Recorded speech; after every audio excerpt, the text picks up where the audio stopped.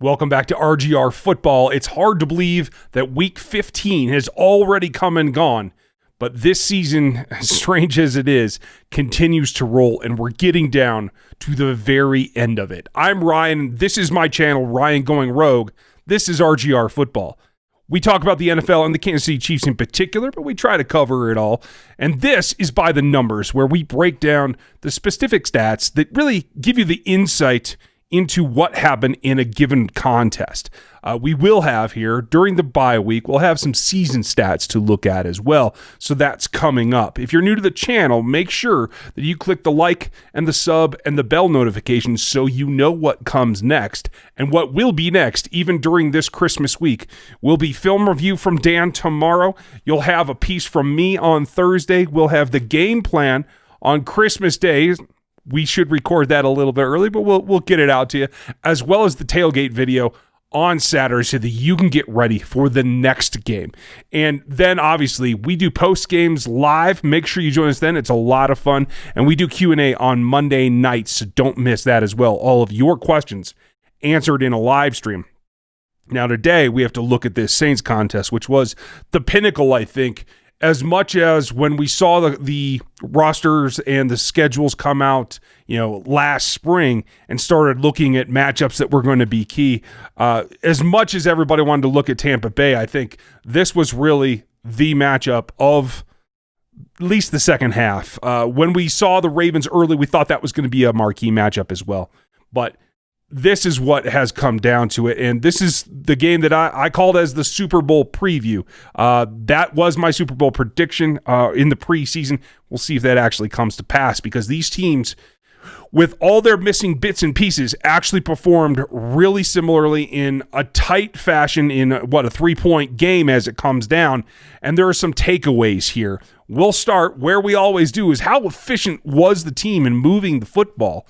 And don't let this fool you. Yes, this was a significant drop-off. This was the fewest yards per play that the Chiefs offense has produced all season long. But this was also the best defense that they played all season long.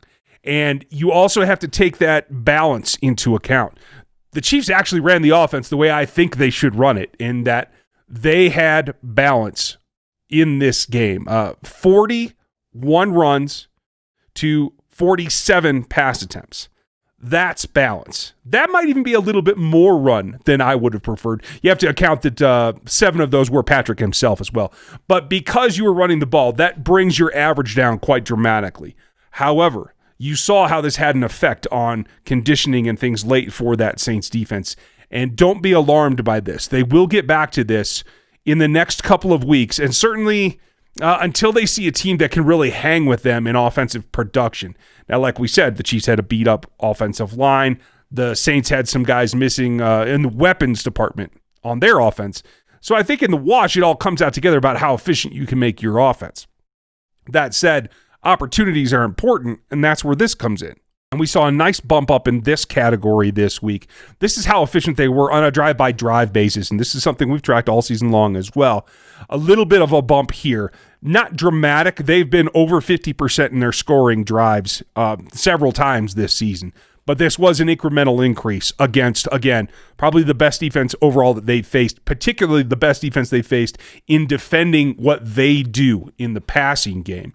And to score on 5 out of 13 to get to that 38% was a plus 7% from last week, which was a little bit up from the week before that. And more importantly, they were efficient in actually putting the ball in the end zone. 4 of the 5 drives ended in touchdown with just 1 field goal.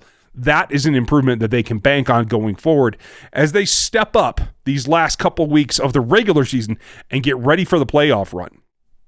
That said, who's contributing is important as well, and we've talked all season about what this rookie class has been able to contribute. And this is marked in a yellow here for the minus 60 less snaps this week than the previous week for the rookie class. Not a drastic thing. Obviously, there was an injury to Clyde Edwards-Helaire. The Chiefs ran 92 plays in this offense this particular week. Clyde was only on the field for half of them due to the injury and a little bit of timeshare. So don't read too much into that here. This was clearly something that this is in the range that you're happy with. This is something that I think overall you can feel good about where they are. They're still contributing. Yes, things were down, but when the defense that has actually more rookies in it is not on the field as much, with the Saints running almost, they were right at about 55% of the plays. They only ran 52 plays in this game. So there was a reduced opportunity for snaps for this rookie class as well.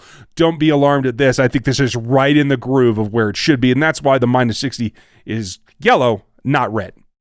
That said, one thing that did need to tick up, and it certainly did, this has been nice to see as we progress. They've had some down games, and we've been talking a lot about the pass rush, but it was able to creep up over the 50% mark. That is a really good threshold.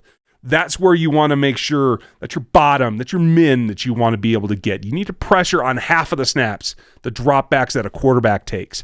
And that is exactly what they did. They got a little bit over that in getting a 2% bump over the last week, 18 pressures on top of 35 dropbacks. That is a good rate, especially when you're talking about a veteran like Drew Brees that you really need to affect in the passing game in order to get something done. And then comes in the big one, the one that we've all been rubbing our temples for all season long, and that is they finally got to back down that minimum threshold of 5 that you really want to have. And by dropping it, 3 missed tackles on this game against a very good offensive unit for the New Orleans Saints, this is something you can be happy with. This is, again, an example of the defense getting better. I thought that they played a very good game, and that is accentuated not only by the fact that they didn't miss tackles, but what else they didn't miss. And first time this year where we've had to show the same stat 2 weeks in a row because they just continue to produce at this point. What they did is the defense, in particular the secondary, really pulled out, and they got their hands on 26% of Drew Brees' passes. He actually dropped back 35 times. He actually made 34 attempts. They got 9 of them. And that is really impressive, particularly we all know what Snead has been doing as a rookie. I've talked about him ad nauseum. I won't go too deep into it right here.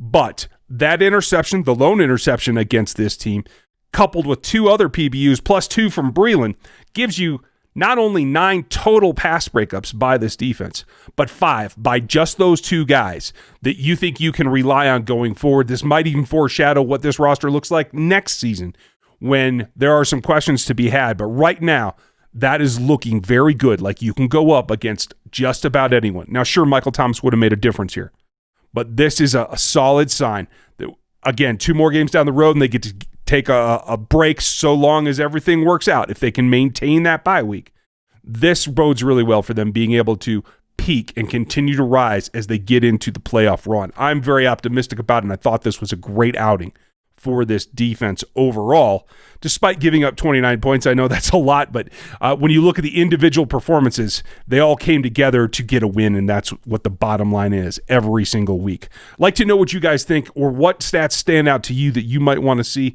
or that you think maybe played a factor in some of these being the things that turned this game around.